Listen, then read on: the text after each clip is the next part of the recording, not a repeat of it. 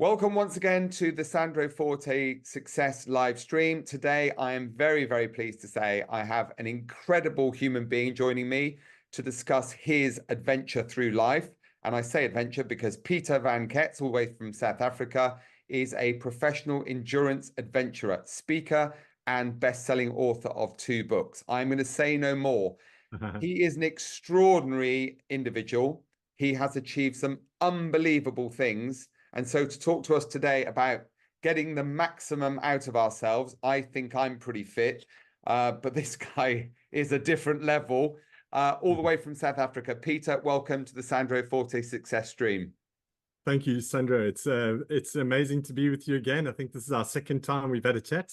It is. I don't even know how to unpack all this, Peter, because there's a fair amount on your CV, and it's not often I recommend people for speaking gigs, but you're very high up on the list. As you know, we're going to get you into a few different places. So let's start right at the beginning. I guess that's the obvious place.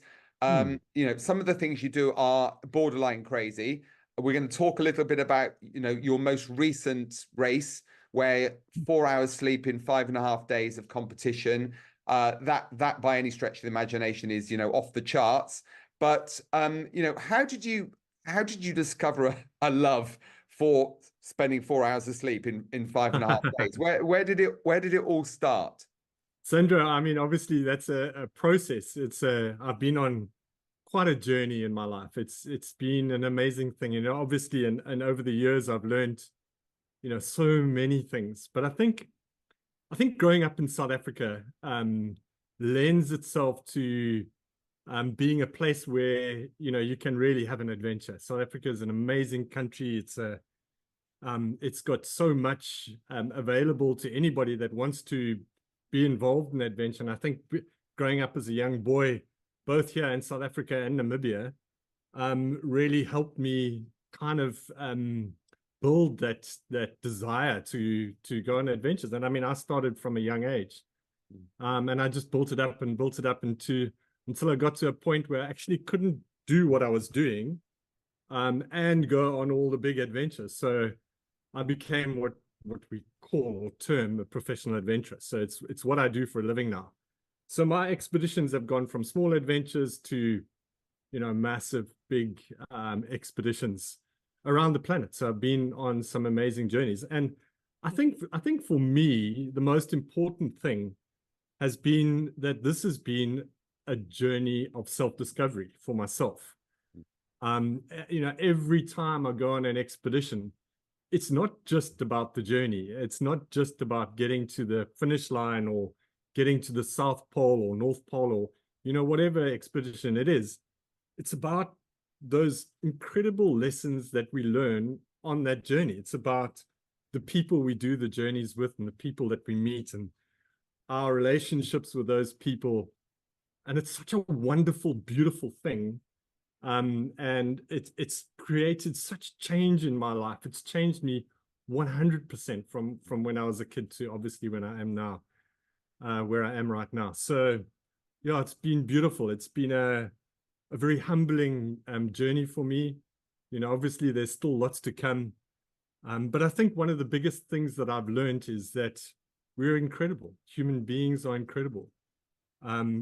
We have so much more capabilities than we think we do. And it's only, you know, when we get to the point where we think we can't go anymore and that we actually do, and I'm sure you've heard this before, you know, you just break through that wall and you continue and you overcome such radical obstacles because you don't have another choice, that we begin to understand, you know, what we're capable of doing and how to achieve that success. I mean, we all want to be successful people. We want to be significant people. And that's another big thing that I've learned. I'm speaking about so much now, Sandra. I don't know if it's all making sense to everybody, but yeah, so it's been my life and my adventures have been a journey for me of self-discovery, of self-mastery, actually. Yeah, I like that expression, actually, self-mastery, because, you know, I guess a lot of us struggle to understand what success is because, of course, it's different things to different people. But you know, you said to me offline, Peter, before we started this today, that, you knew that, 4 hours sleep over 5 and a bit days is not good for you, and there's a lot of things that we do, I guess putting yourself through the physical extremes that you reach, are not in and of themselves good for you, but clearly there are many benefits, as you say, that process of self-discovery, the lessons you've learned along the way. And I have to say, not often I can say this to a guest on the live stream, but I have actually read both your books, and they are as fantastic as you are a great speaker, Peter. Thank you. Let's talk about the first one that you wrote, I believe, in 2014, the 8th Summit.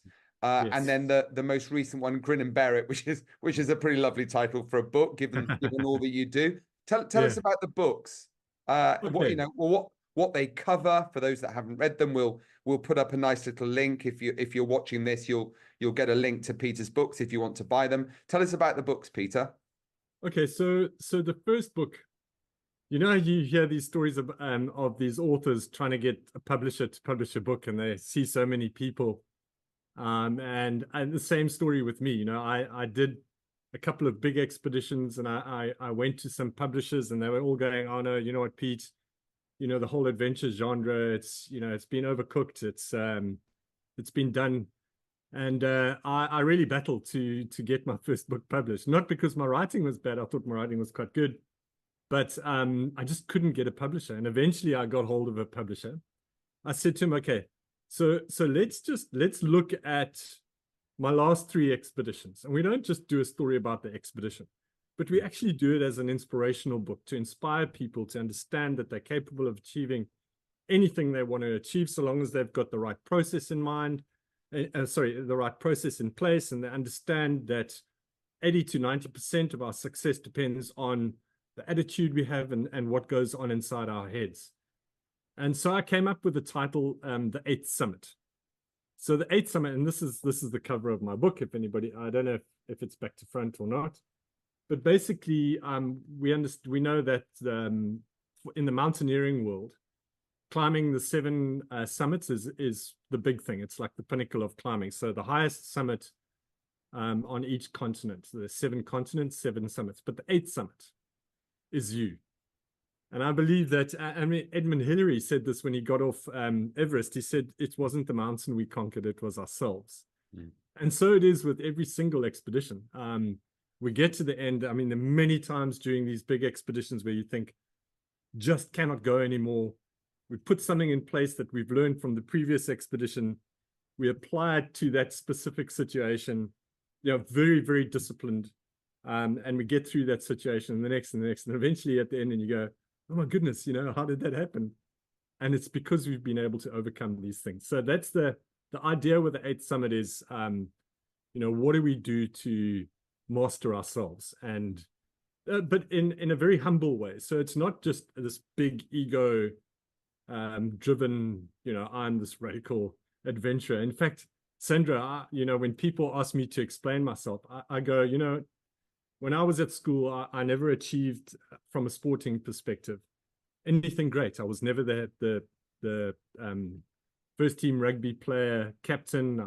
I played water polo, but I never came first in any of the sporting events, races, etc. But I have learned one thing, and that was, I learned it after school, is that I can go. And I can grow a long way, and I have the ability to endure. And I'm sure all of us have heard that Angela Duckworth TED talk where she talks about grit as the most significant predictor in a person's ability to achieve and sustain success.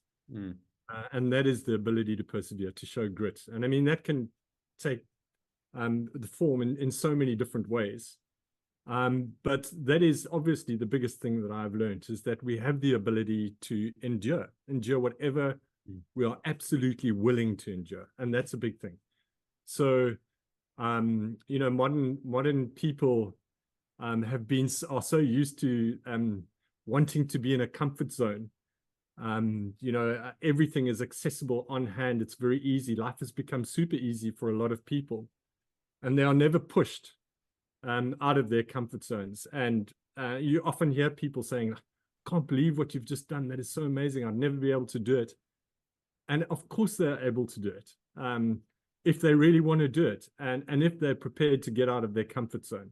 Yeah. So the 8th Summit is really about, what do we do inside our heads? What do we do physically to make sure that when we start something, we've got this process in place that we'll be able to achieve success in the end? And there's so many different things. You know, it's got to do with people. It's got to do with attitude and passion and purpose and discipline and so many other things that we could speak for hours on. I actually speak about them in some of my talks that I design specifically for different corporates. I've spoken at over 1,000 conferences all over the world. And it's been a great privilege for me to do that. And I'm very honored to be able to do that. And for me, my love is sharing the story and sharing my stories, and hopefully getting people to change the way they think about themselves and the way they apply themselves to becoming successful people in life. You deal with two things on a regular basis. One is the fear, the real possibility of death, given some of the crazy things you do, and public speaking as well. So kind of dealing with both of those. Is it your passion? Is it your love? Is it your commitment to sharing your experiences with audiences that take you to stages? Because not that many people with a great story and an even greater message can stand on a stage at over 1,000 conferences and deliver presentations. Is it something that you enjoy? Do you feel compelled to do it? Do you struggle with it? Where did the speaking come from as a result of all of your extraordinary adventures? So I think for me, if you had to say, so Pete, what's your purpose in life? I would say that my purpose is to inspire people to achieve success in their own lives, and to be significant people, to be people that can inspire other people in the same way, to get them to change their lives, and to live a life of purpose. So for me, it's all about being able to tell my story. I'm absolutely passionate about that thing.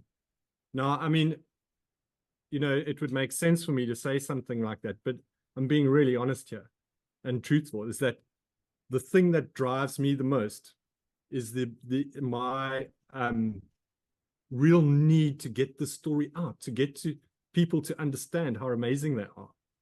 And that if we had a world full of people that really understood this mindset, we'd have a completely different planet.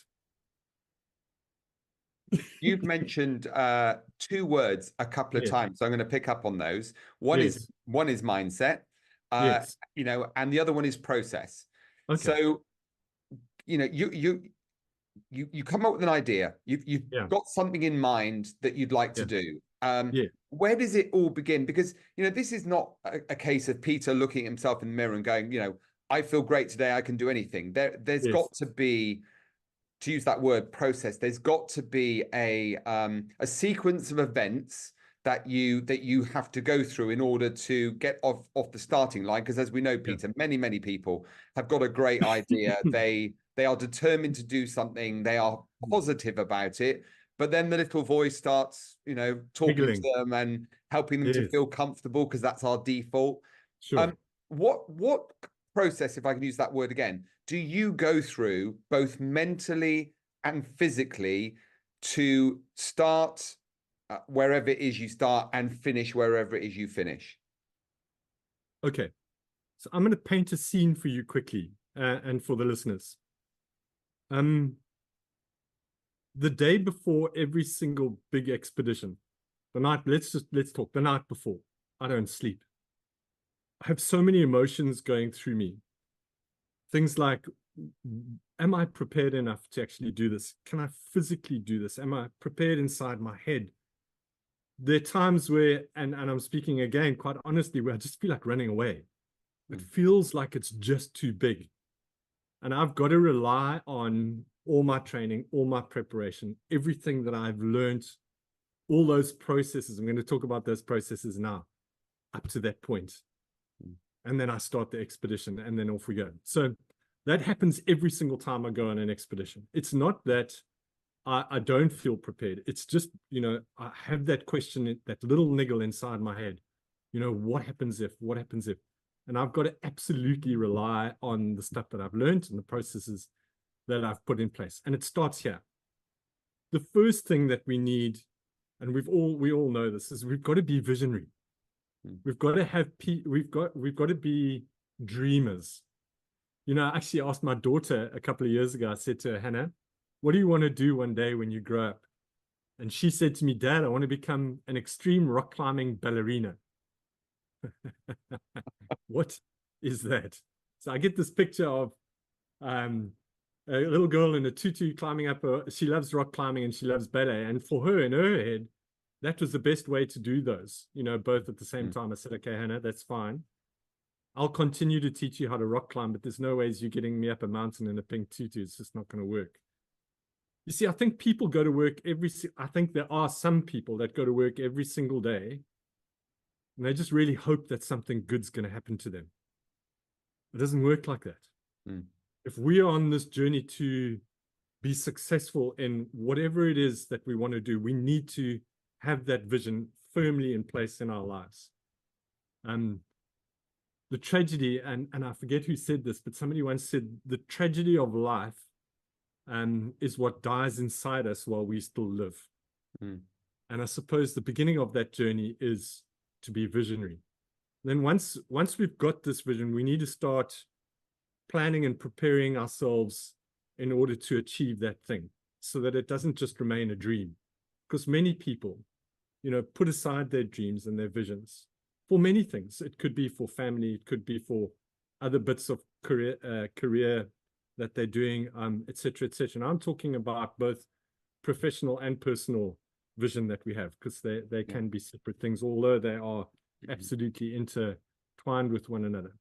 The next thing that I do is I go and I purposely surround myself with the best team of people possible. It's such an important part of every expedition. It's people. It's about people. All my journeys, when you read my books, you'll understand that it's not about me. In fact, my first solo row across the Atlantic Ocean in a rowing boat, I named the documentary Not Alone, you know, because it's not about me. I don't get to do what I do because I'm fantastic. It's not like that at all. I get to do what I do because of the people I've surrounded myself with. So I categorize people in three different types. We get, and this is just me, okay, so this is my personal take on it. We get minus ones, we get zeros, and we get plus ones. Okay, so the minus ones are people that come to work every single day. They're demotivated, they are negative, they are in this downward spiral, they take other people with them, they encourage other people in a negative way. They don't do the work that they're absolutely supposed to do. They're always trying to find an easier way out, etc. You know the type of person. Yeah. Then there's a zero, the person who doesn't swing, you know, the bat either way, or the pendulum either way. It's a person that comes and does exactly what they're meant to be doing. They're not encouraging, they're not positive, they're not negative. They do what they need to do. And then there's the plus ones. And I know everybody that's watching me now going, yes, I'm a plus one. And it's fine. Probably we are all plus ones. But a plus one is a person that is an inspirational leader. Somebody that other people want to be around all the time because of the positive input that they give. It's a person that goes into work and does more than what they need to do, goes way and beyond the call of duties, so to speak. And we need to surround ourselves with those people who share the same vision, the same passion as us, the same morality as us and principles as us, things like honesty, integrity. And for me, accountability is, Sandro, is probably one of the most important things when I think of a person that I'm going to go on an expedition with, that I'm going to be next to in a really dangerous situation, because they all have their dangers, where the possibility of losing your life next to this person is strong. I need to make sure that that person is a plus one person. And so accountability is one of the big things. You know, I did a 888 kilometer race to the South Pole. unsupported and unassisted with a guy called Bram Malherbe. And when I had a discussion with him about doing this race, and we're speaking about accountability here, I said to him, Bram, I will do this race with you on one condition. And that condition is that during this race, your focus is going to be to look after me. Now, that sounds strange, right? I want you to look after me, Bram. If I'm not eating properly, make sure I eat. If I'm dehydrating, make sure I hydrate. If I'm feeling demotivated, inspire me, motivate me, tell me a joke. Make me laugh. Do whatever it takes. And you know what, Bram? I've got your back 100%. Bram, I'm going to make sure you get to the end of this race. I'm going to look after you.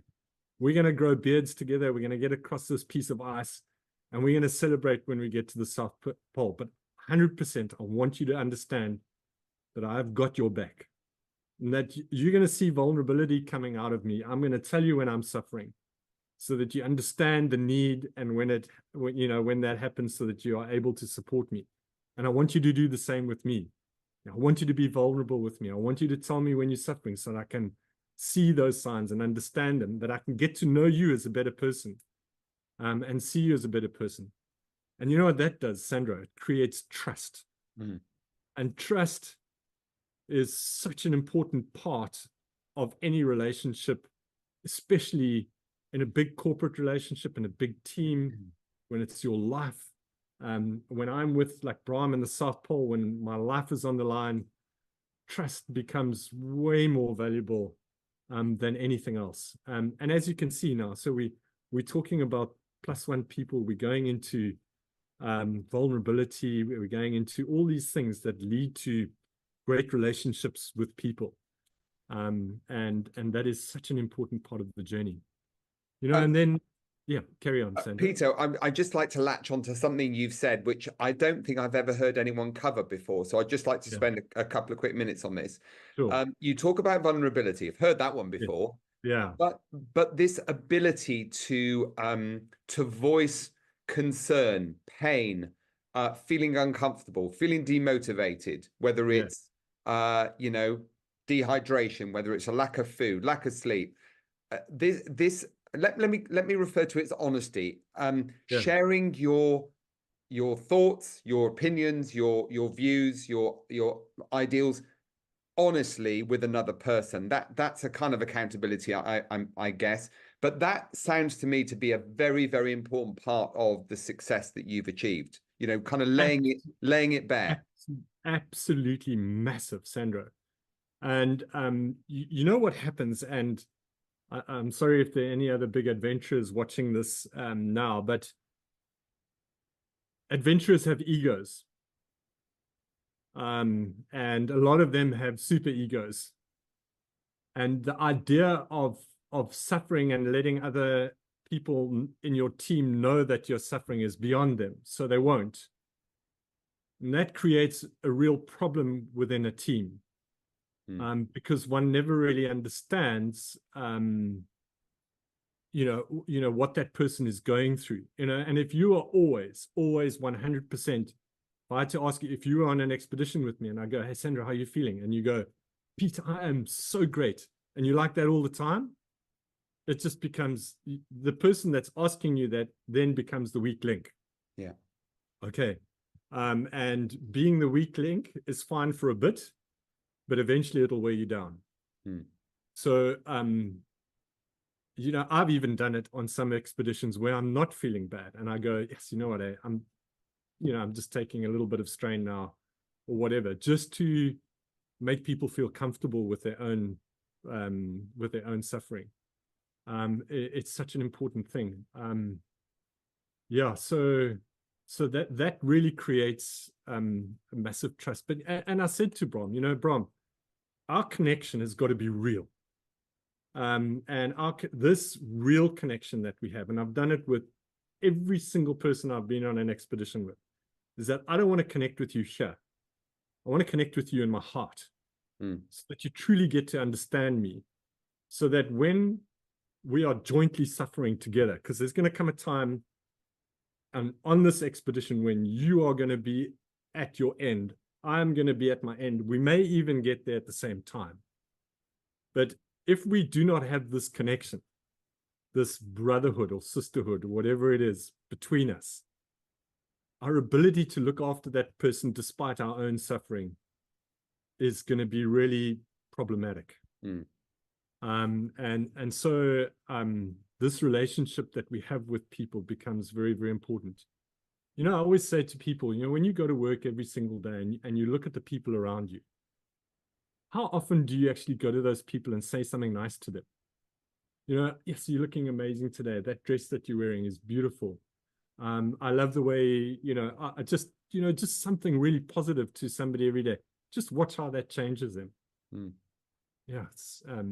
And it creates this connection with you and this bond, and it creates this trust. And trust is probably one of the biggest things that you can have in a team. If you had to say to me, so Pete, here's two people. This is a person that you can trust, and this is a person that has great competence in getting to the South Pole. I'll take the person who's got trust. Yeah. I can trust. You know, for me, like before I did my first row across the Atlantic Ocean. So I've done 2 rows across the Atlantic, one with a good friend of mine, Bill Godfrey, and then I did one alone. But if you had to say to me, so when you choose the people that you go on an expedition with, trust or competence, I didn't know how to row on my first row. When Billy and I decided to row across the Atlantic Ocean, I'd never rowed a stroke in my life before. And Billy was a competent rower, but he was a person that I could trust as well. So competence is something that you can learn and create and grow, but trust is something that's got to be built between two people. And I'm headed on an expedition where there hasn't been a connection. I'm not really going to go into that in too much, but it wasn't a bad thing. It was just something where I couldn't actually connect with this person inside his heart. Yeah. And I could connect with them in a cerebral way, but not in their heart. So it was a tough expedition. One of the things I hear, and again, great lesson for us all, Peter, is that you don't have to have all the pieces in place to get started. You know, you talk about the fact you've never been able to, because as you were talking, I was thinking, it's just the sort of thing I'd like to do, but you know, how long is it going to take me to learn to row? And what you're saying is the pieces don't all need to be in place to you know, to start the process. The to-do list, Sandro, before an expedition never gets shorter. You've just got to close that book at some stage, and you just got to do it. That's why I love that Nike slogan. Just do it. Just do it. Yeah. People will phone me and say, so Pete, how do I want to go on this expedition, and you know, how do I do it? Can you help me? I go, man, that's a whole book. You know, I could spend days teaching. I just said, the best thing that you can do is just do it. Just do what you think. Here's a couple of pointers, but then you just need to do it. Get off your backside. It's going to be hard. It's going to be tough. You're going to suffer. Every expedition that I've been on has 3 S's: sacrifice, suffering, and struggle. And those 3 things just happen on, you tell me, Sandro, any successful story that doesn't have those 3 things attached to them. You're right. And people try and avoid them.